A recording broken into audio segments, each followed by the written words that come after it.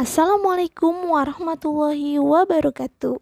Selamat berjumpa dalam mata kuliah Teori dan Sejarah Sastra Indonesia bersama saya Sri Wulan Anggraini. Pada pertemuan kali ini, materi yang dibahas adalah sastra zaman klasik, pengaruh Hindu-Buddha dan pengaruh Islam.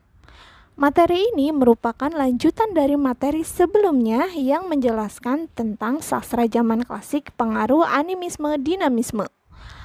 Adapun indikator pada pertemuan ini adalah mahasiswa mampu menjelaskan sastra zaman klasik, pengaruh Hindu-Buddha, dan pengaruh Islam. Baik, langsung saja kita mulai materi pertama, dimulai dari sastra zaman klasik, pengaruh Hindu-Buddha. Sastra zaman Hindu-Buddha merupakan sastra yang diperkirakan berkembang pada masa Dia Belitung, sekitar abad ke-9 dan 10 Masehi. Namun dalam catatan lain ada pula yang menyebutkan sastra zaman Hindu-Buddha ini berkembang sejak majunya kerajaan Kediri pada abad ke-11 sampai 13 Masehi. Berbeda dengan zaman animisme-dinamisme, pada zaman Hindu-Buddha ini sebagian besar karya sastra ini sudah dituliskan dalam bentuk kitab dan prasasti. Adapun media tulis yang digunakan pada masa itu adalah kulit kayu, batu, batang bambu, lempengan perunggu, dan logam lainnya. Selain itu, pada masa ini juga, selain prosa dan puisi, masyarakat sudah mengenal sastra drama, yaitu dalam bentuk pertunjukan wayang. Adapun tokoh yang mempengaruhi sastra pada zaman Hindu-Buddha ini adalah Valmiki. Nah, Valmiki ini adalah seorang penulis cerita Ramayana sekitar 400 tahun sebelum Masehi, dan Yogiswara yang mengubah cerita Ramayana ke dalam bahasa Melayu pada abad ke-11 hingga 13 Masehi. Berikut ini akan dipaparkan beberapa jenis sastra yang berkembang mendapat pengaruh Hindu-Buddha, yaitu cerita pewayangan atau yang lebih dikenal dengan cerita Panji, Gurindam, dan Seloka. Jenis sastra yang pertama adalah cerita pewayangan. Pada zaman Hindu-Buddha ini, masyarakat pertama kali mengenal cerita sastra dalam bentuk drama. Prosa-prosa yang terdapat dalam kitab dijadikan sebagai media untuk menampilkan drama. Drama yang populer adalah wayang. Wayang adalah pertunjukan bayangan asli dari Indonesia. Biasanya diperankan oleh seorang dari belakang layar yang disebut dengan dalang. Nah, pada zaman ini pertunjukan wayang merupakan pertunjukan yang sangat mahal. Hanya boleh dinikmati oleh keluarga raja di istana. Ceritanya juga khusus dipertunjukkan untuk kalangan kerajaan. Cerita-cerita Panji merupakan naskah utama yang ditampilkan dalam pewayangan. Purwacaraka menyebutkan bahwa wayang di Indonesia ada bermacam-macam yang dapat dijumpai di Pulau Jawa. Di antaranya wayang Purwa. Pada umumnya, lakon yang dibawakan dalam wayang Purwa diambil dari Ramayana dan Mahabharata. Bentuk wayang ini sangat berbeda dengan tubuh manusia pada umumnya dan diukir dengan sistem tertentu, sehingga perbandingan antara bagian-bagian masing-masing seimbang. Pada mulanya, bentuk wayang Purwa didasarkan pada bentuk relief candi. Lambat laun, bentuk itu mengalami perubahan sedemikian rupa, sehingga sesuai dengan pribadi masyarakat di Indonesia yang berada di Pulau Jawa. Berikutnya adalah wayang Madya. Wayang Madya merupakan ciptaan Mangkunegara IV Surakarta. Cerita wayang yang dipergelarkan melanjutkan cerita wayang Purwa, yaitu dari Yudayana sampai Jaya Lengkara. Pada umumnya, tokoh-tokoh raja di dalam wayang Madya ini tidak memakai praba. Praba itu adalah sinar. Sinar yang berarti perhiasan yang dipakai pada punggung setiap raja sebagai lambang kedudukannya. Tetapi cara memakai kainnya ialah dengan apa yang dinamakan banyakan atau laksana tabiat angsa. Berikutnya adalah wayang kulit. Wayang kulit ini adalah boneka yang bentuknya pipih, ya, pipih tipis dan dibuat dari kayu. Namun lengan dan tangannya dibuat dari kulit sapi atau kerbau. Jenis wayang ini adalah untuk menceritakan tanah Jawa, khususnya Kerajaan Majapahit dan Pajajaran. Berikutnya adalah wayang beber. Wayang beber merupakan gambar wayang yang dilukiskan pada kain putih. Wayang beber biasanya terdiri dari 4 gulung yang berisikan 16 adegan. Menurut R.M. Sajid mengenai wayang beber, jadi wayang beber ini bukanlah wayang yang dipergunakan untuk barang atau ngamen yang kemudian dipertunjukkan di jalan-jalan. Nah, kata beber ini dalam hal ini berarti direntangkan, yang dalam bahasa Jawa digelar atau dijembreng. Setiap kali diceritakan, lalu gambar wayang itu direntangkan agar diketahui oleh penonton bagaimana bentuk lukisan dari cerita tersebut. Berikutnya adalah wayang gedog. Wayang gedog diciptakan oleh Sunan Giri untuk digunakan dalam cerita Panji, yang merupakan cerita Raja-Raja Jenggala, yaitu mulai dari Prabu Sri Gataya sampai dengan Panji Kuda Lalean.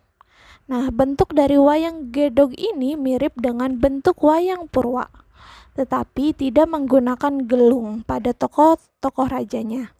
Nah, pada wayang jenis ini tidak ditemukan wayang-wayang raksasa dan wayang-wayang kera. Semua memakai kain kepa yang disebut dengan hudeg gilig. Yang terakhir adalah wayang golek. Boneka kebanyakan berpakaian jubah atau baju panjang ini tanpa digerakkan secara bebas dan terbuat dari kayu yang bentuknya bulat seperti lazimnya boneka. Cerita wayang jenis ini bersumber pada serat menak yang berisikan cerita Arab. Tetapi ada beberapa daerah yang menggunakan cerita yang biasa digunakan dengan jenis wayang purwa, yaitu Ramayana dan Mahabharata. Boneka ini kebanyakan berpakaian jubah atau baju panjang tanpa berkain panjang, memakai serban atau ikat kepala ala Arab, memakai sepatu, pedang, dan perlengkapan yang lainnya. Nah, selain yang telah disebutkan di atas, masih ada beberapa jenis wayang lainnya, misalnya seperti wayang kancil, wayang suluh, wayang Pancasila, wayang wahyu, dan masih ada beberapa lagi. Nah, bentuk wayang tersebut ini ada juga yang mengambil dasar wayang purwa yang mendapat perubahan-perubahan atributnya. Selain wayang, sastra pada zaman pengaruh Hindu-Buddha juga ada jenis yang namanya gurindam. Nah, gurindam ini adalah salah satu puisi yang kelahirannya mendapat pengaruh zaman Hindu-Buddha. Gurindam adalah sajak 2 baris yang mengandung petuah atau nasihat. Gurindam adalah puisi lama yang berasal dari Tamil atau India. Gurindam adalah bentuk puisi Melayu lama yang terdiri dari 2 baris kalimat dengan irama akhir yang sama yang merupakan satu kesatuan yang utuh. Berikut adalah contoh dari gurindam. Kurang pikir, kurang siasat, tentu dirimu akan tersesat. Ya, berikutnya contoh yang kedua. Barang siapa tinggalkan sembayang, bagai rumah tiada bertiang. Ya, jadi gurindam ini isinya dia hanya 2 baris, ya. Baris yang pertama berisi tentang sebab dan baris yang kedua tentang akibatnya. Nah, biasanya gurindam ini isinya berupa nasihat, ya. Dilihat dari contohnya, sajak di dalam gurindam ini memiliki pola yang sama, yaitu A, ya, seperti contohnya ini, siasat, kemudian bawahnya tersesat. Jadi memiliki pola yang sama. Begitupun pada contoh yang kedua, yaitu sembayang, kemudian baris yang keduanya adalah bertiang. Gitu ya. Kemudian jenis sastra yang ketiga adalah seloka. Kata seloka berasal dari bahasa Sanskerta, yaitu kloak. Ya, kloak. Ini adalah suatu bentuk puisi Hindu yang terdapat dalam kitab-kitab kesusastraan India seperti Ramayana dan Mahabharata. Nah, tentang apa yang dimaksud dengan seloka dalam kesusastraan Indonesia ini belum ada rumusan yang seragam, ya. Namun secara umum masyarakat mengenal seloka sebagai pantun berkait yang tidak cukup dengan 1 bait saja. Sebab pantun berkait merupakan jalinan atas beberapa bait. Nah, kata-kata pada bait sebelumnya akan terdapat pada bait yang berikutnya sehingga dikatakan sebagai pantun berkait.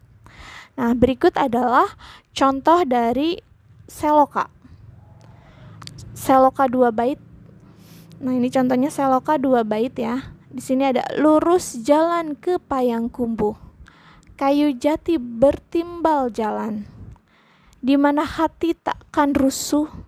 Ibu mati, bapak berjalan. Kayu mati bertimpal jalan. Turun angin, patahlah dahan. Ibu mati, bapak berjalan. Kemana untung diserahkan. Ya, jadi di sini ciri dari pantun seloka ini ada baris yang diulang. Ya, seperti contoh dari seloka 2 bait ini, baris yang diulang adalah baris yang kedua ya. Ini ada kayu jati bertimbal jalan ya. Nah, kemudian kayu jati bertimbal jalan ini ada lagi di baris ke-5 ya, kayu jati bertimbal jalan ya. Itu contoh dari pantun seloka. Nah, itu tadi adalah jenis-jenis sastra pengaruh Hindu-Buddha. Ya, pembahasan berikutnya adalah tentang jenis sastra pengaruh Islam. Ya. Nah, masuknya agama Islam ke Nusantara ini membawa berbagai perubahan dalam sastra. Sastra Nusantara yang sebelumnya didominasi oleh sastra Hindu mulai berubah haluan ke dalam sastra yang berasal dari negeri Islam. Ya. Nah, sastra-sastra yang mendapat pengaruh Islam ini diantaranya ada syair, hikayat, nazam, masnawi, rubai, dan khit'ah. Berikutnya ada pantun, bidal dan pribahasa, dan ada petatah petitih. Baik, untuk jenis sastra karena pengaruh Islam yang pertama, saya akan bahas tentang hikayat.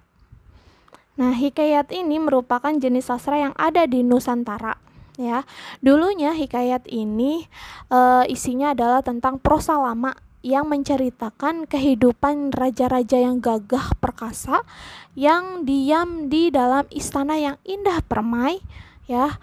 Berikutnya dikelilingi dengan putri-putri yang cantik jelita dan tak dapat dipandang nyata. Nah, namun berbeda dengan hikayat Nusantara pada masyarakat Aceh. Nah, masyarakat Aceh ini mengenal hikayat ini dalam bentuk yang berbeda. Hikayat selalu berbentuk puisi dalam tradisi sastra Aceh. Kalau berbentuk prosa ini disebutnya haba. Bentuk puisi yang dipakai untuk mengubah hikayat disebut sanjak. Nah, hikayat Aceh yang diciptakan dalam bentuk puisi sanjak ini adalah genre puisi yang paling akrab dan paling luas pemakaiannya. Hikayat-hikayat Aceh ini mengalami perkembangan seiring dengan perkembangan sejarah sastra Indonesia. Misalnya, pada zaman dahulu ini hikayat ditulis dalam huruf Arab Melayu ya, dalam bahasa Aceh. Namun saat ini cenderung ditulis dengan abjad yang biasanya bahkan bahasanya itu bukan hanya bahasa Aceh. Cerita-ceritanya pun semakin berkembang dan lebih berani dan lebih beragam ya. Dan biasanya ini dilantunkan dengan bantuan alat musik. Nah, orang yang disebut penutur hikayat ini disebutnya adalah troubadour. Nah, pada masa kejayaan hikayat, troubadour ini dipanggil ke istana untuk melantunkan hikayat pada keluarga raja. Nah, saat ini ada yang namanya Agus PM Toh sebagai troubadour yang ada di Aceh. Berikut contoh pembacaan hikayat dari Agus PM Toh.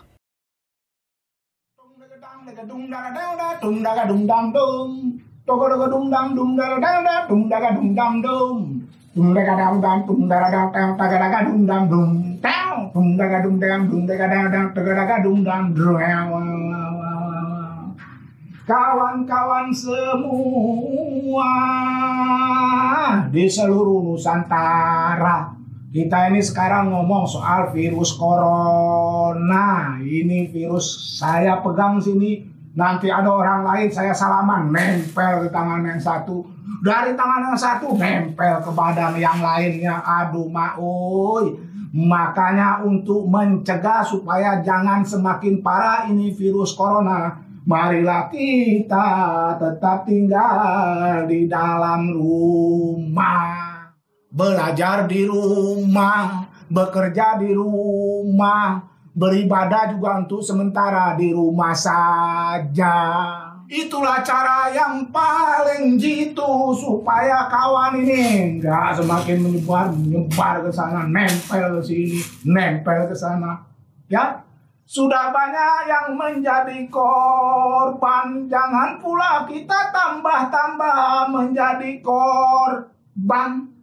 Kawan-kawan juga nih saya ingatin ya, jangan masalah ini dipeributkan, dipolitisir, saling menyalahkan satu sama yang lain. Marilah kita menjaga kekompakan, tetaplah tinggal di dalam rumah. Kita jaga kekompakan sesama bangsa Indonesia. Oh, dari rumah pun juga jangan lupa cuci tangan yang bersih ya. Itu saja pesan saya. Sekali lagi, tetap tinggal di dalam rumah. Makanya kita jaga kekompakan. Tutup layar. Dung dagadang deng dagadung dang dung dung dung dung. Dung dagadang deng dagadung dang dung dung dung dung. Dung dagadang deng dagadung dang dung dung dung dung. Dung dagadang deng dagadung dang dung dung dung dung. Itu tadi pembacaan hikayat dari PM Toh ya. Pembahasan berikutnya adalah tentang jenis-jenis hikayat. Nah, ada beberapa kandungan isi di dalam hikayat, yaitu ada 6. Yang pertama ada hikayat agama. Nah, hikayat agama ini biasanya hikayat yang berisi tentang berbagai ajaran agama, ya, agama Islam ya, baik hukum, akhlak, tasawuf, filsafat dan sebagainya. Kemudian yang kedua ada hikayat sejarah. Nah, hikayat sejarah ini biasanya berisi tentang sejarah masa lampau, baik sejarah Islam maupun sejarah lainnya. Seperti contohnya ada hikayat Hasan Hussein. Berikutnya ada hikayat safari. Hikayat safari juga ini menceritakan kisah perjalanan seperti hikayat malam dagang. Kemudian yang keempat, hikayat peristiwa.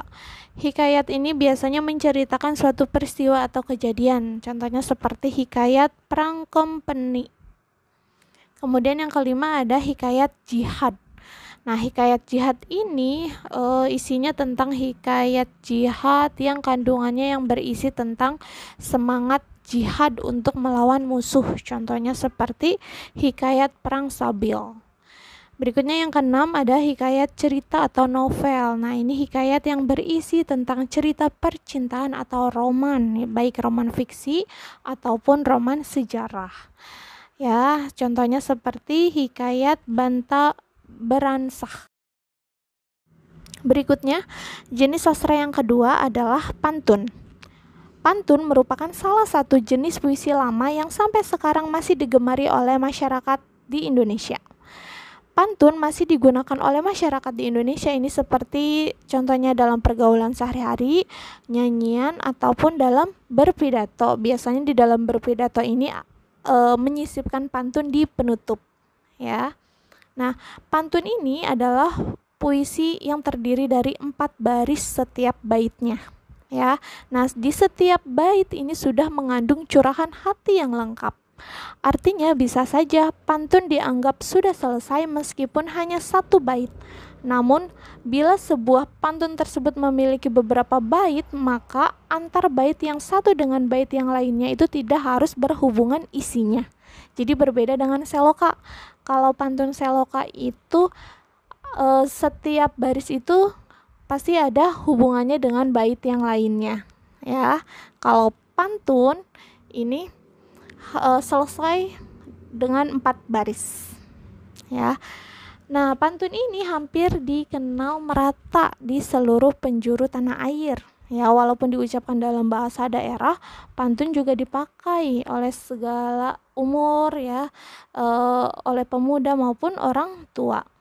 Nah, berikut adalah jenis pantun, ya. Contoh pantun. Di sini ada pantun anak-anak.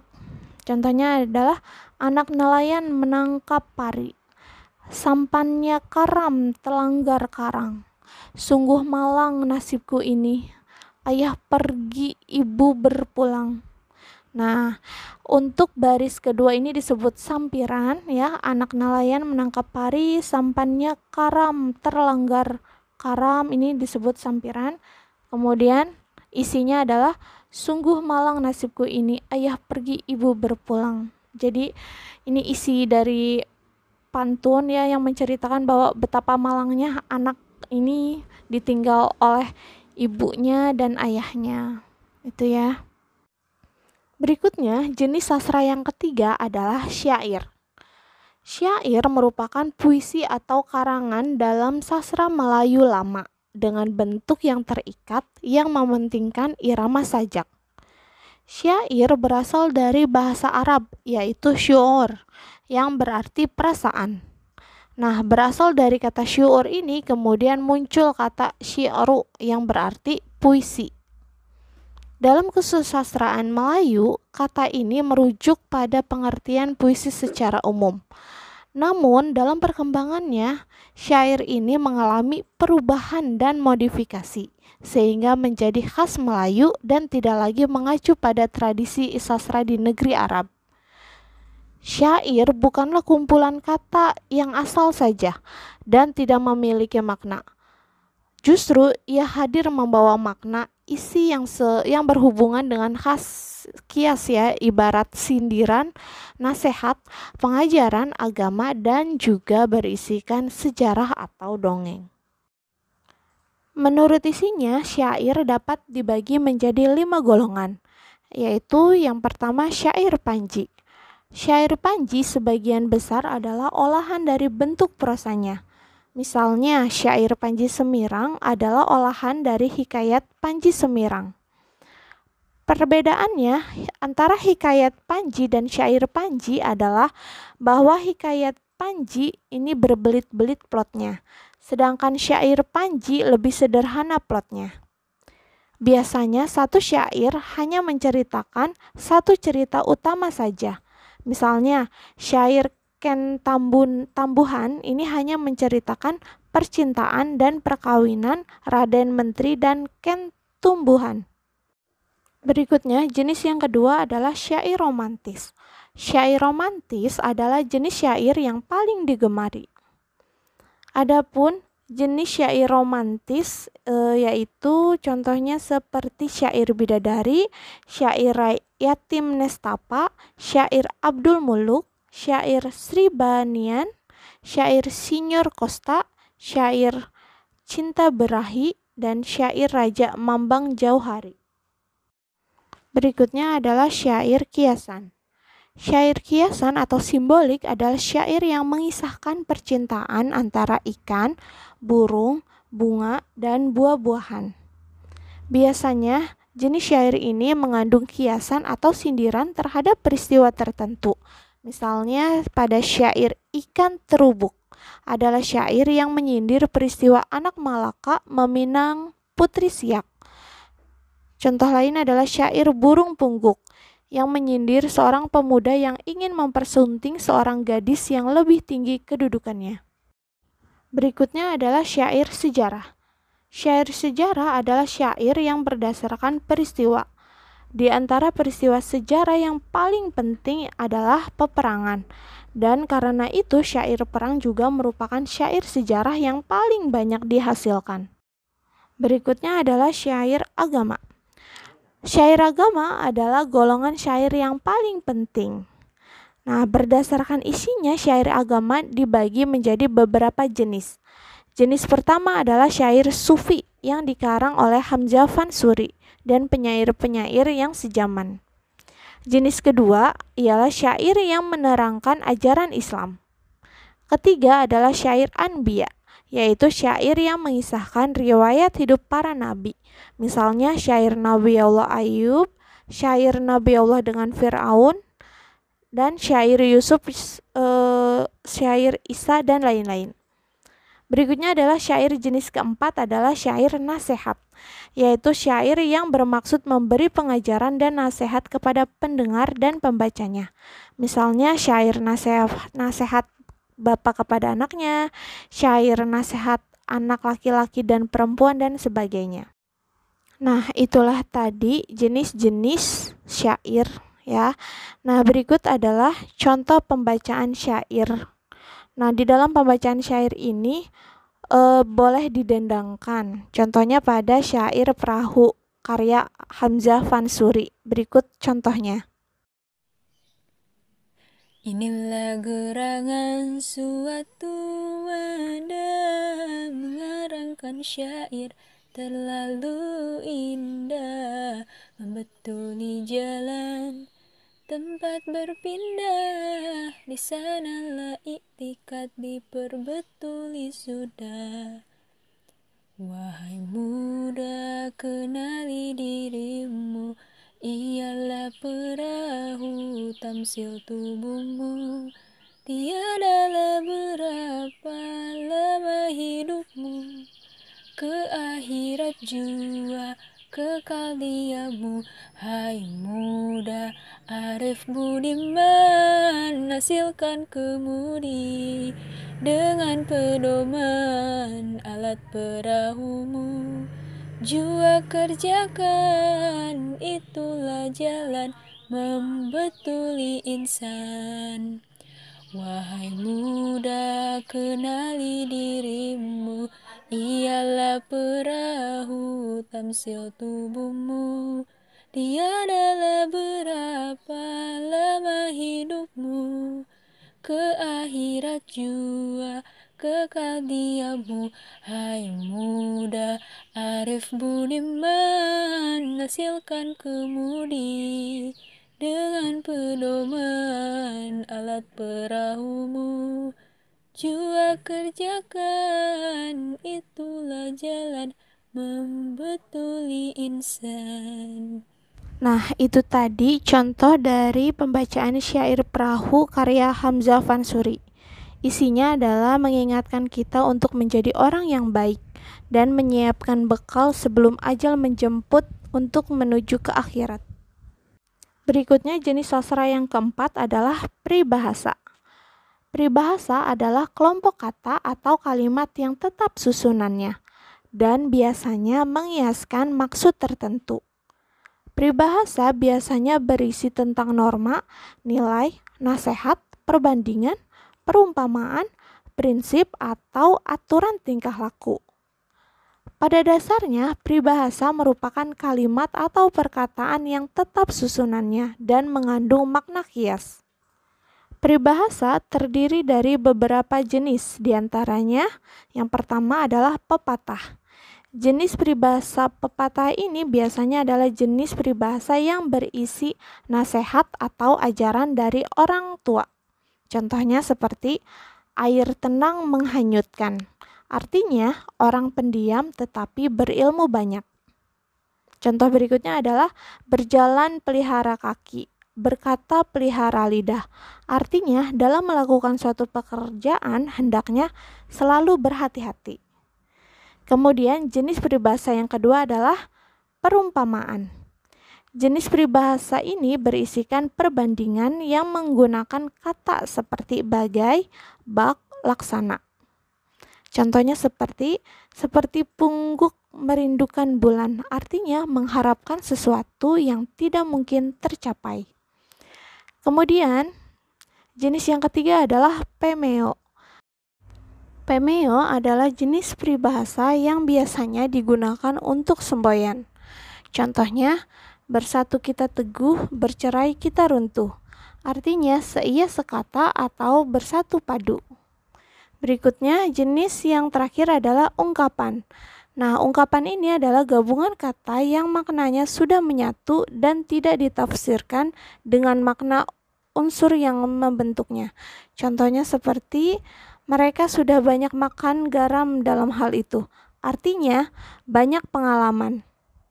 Berikutnya, jenis sastra yang kelima adalah nazam. Nazam merupakan puisi klasik Melayu pengaruh Arab. Nazam menyerupai nasyid, tetapi ia boleh didendangkan secara perseorangan atau berkumpulan secara spontan oleh kaum wanita ketika menganyam tikar, membuat ketupat, menidurkan anak, dan sebagainya.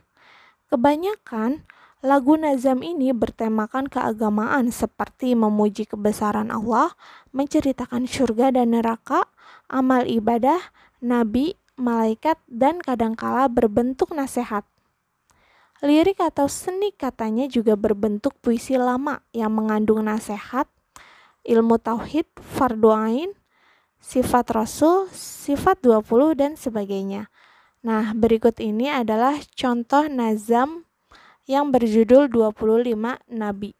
Bandum Nabi bertaturi wahai taulan 25 yang tersebut dalam Al-Quran.